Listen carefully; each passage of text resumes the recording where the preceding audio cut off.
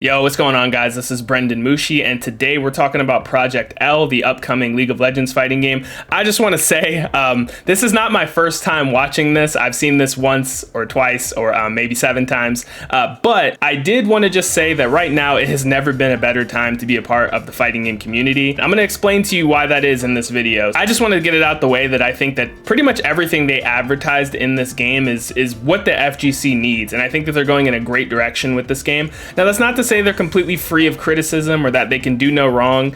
I'm just saying that I have high hopes for this game, and I'm really glad that they announced the things that they did announce in this video, because it shows that they are listening, and a lot of the high hopes people had, it looks like they're going to try and meet that. So what we're going to be doing in this video is I'm just going to play through this here, and I'm going to point out some stuff I noticed as far as the gameplay. So if you're a bit curious on how this game might play, that'll be interesting to you, and then we'll also kind of comment my thoughts about the things that they bring up and what this might mean for the FGC and this game going forward. So let's go ahead and check it out. Oh, I do want to note that this first video is like mad choppy for some reason, but we see Echo has a air dash, and you can see that Jinx has the ability to cancel into this backflip move. She can use offensively or defensively. She's got a lot of zoning tools. You can combo with your assists, just like that. I like that there's a lot of character variety in this game. Like, oh, and then when you hit people with a launcher, you can tag in to your partner.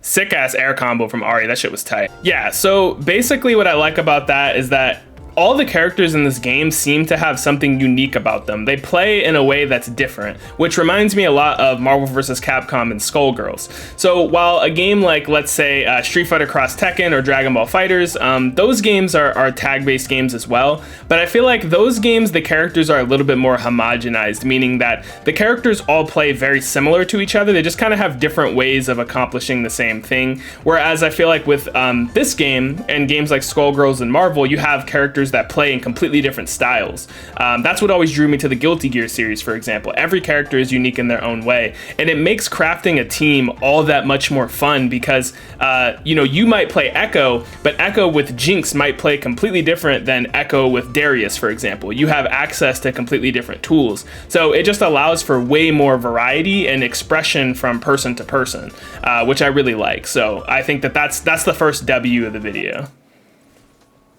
Is to build a game that delivers a fast-paced. Oh, that cross-up was dirty. While leaving plenty of room for you to be creative and express yourself in game. Cross-up?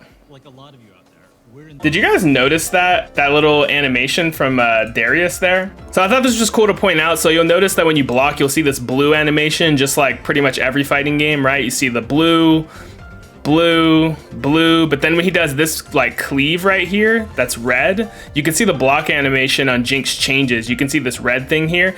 So I don't play League of Legends as much as, like, you know, somebody who considers it like their main game, but I have played it a little bit, and to my knowledge, I believe Darius has this like blood mechanic or something in the game where he's able to like cleave blood off of people. So it seems like using certain special moves that he has some sort of mechanic where he's able to do like a crazy amount of chip damage, and then he heals as a result or something like that. But you can see that Jinx is blocking here, but there's like an extra animation that happens when she blocks this attack, and she kind of get like jolts backwards. So it doesn't look like a guard crush or anything, but I just thought that was interesting to point out. You can also see that Ahri has what looks like a counter move right here that she has. So if you try to hit her, and then she's able to get a combo off of it, which I thought was pretty interesting. And she seems to be a character that utilizes very flashy air combos. I know that in the League of Legends series, she has her ultimate is how those orbs work. She dashes and then fires an orb. That shit looks tight as fuck. God damn. Yes, encourage high IQ plays. Encourage creativity, please. To create new iconic moments for many years to come. Now let's talk about controls. I know that a lot of you have strong opinions about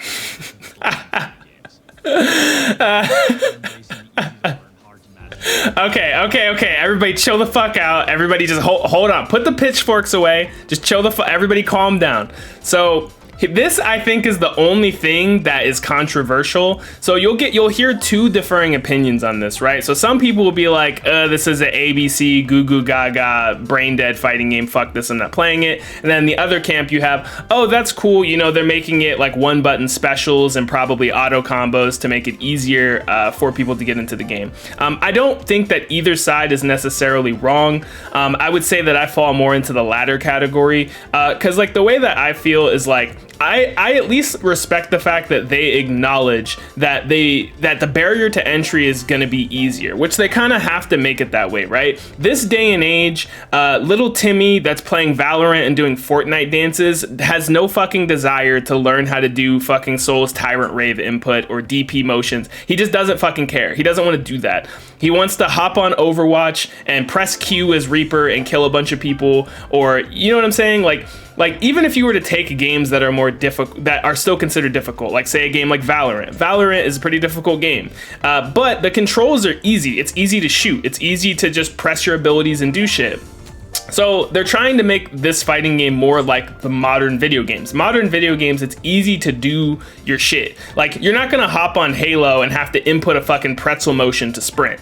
You know what I'm saying? I understand that's comparing apples to oranges. I get that. Trust me, I do. However, this is just, I'm explaining their philosophy on this, okay? So don't fucking shoot me. So I understand where they're coming from with this. I need to see how they're going to make the ceiling on combos then. Because if you don't have a high ceiling, you're fucking up, right? I trust them, but this video does not show us the ceiling of combos. We can see a little glimpse of creativity, right? When we watch the combos performed in the video, we can see some creativity, we see some dirty mix-ups, so the potential is there. So I'm just saying this is something we have to wait and see, but in concept it's a great idea. We have to wait to see the execution on it first. So I just wanted to point that out before people get pissed. Just what I was saying is that they acknowledge that they want top players to be separated from low-level players. They want you to see a tournament and go, yo, what the fuck was that? You can do that with this character? Because that's one of my biggest complaints with Strive. Except for characters like Zato, for a lot of characters, the most optimal thing to do is pretty similar to the suboptimal things to do. I'm just being honest. I like Guilty Gear Strive, but I think that where Guilty Gear Strive does do a good job of making a competitive fighting game that's still a good game, and is easy to get into and difficult to master, I feel like the ceiling on Guilty Gear Strive should be higher than it is. I've said that before, I'll say it again, I don't care who gets mad.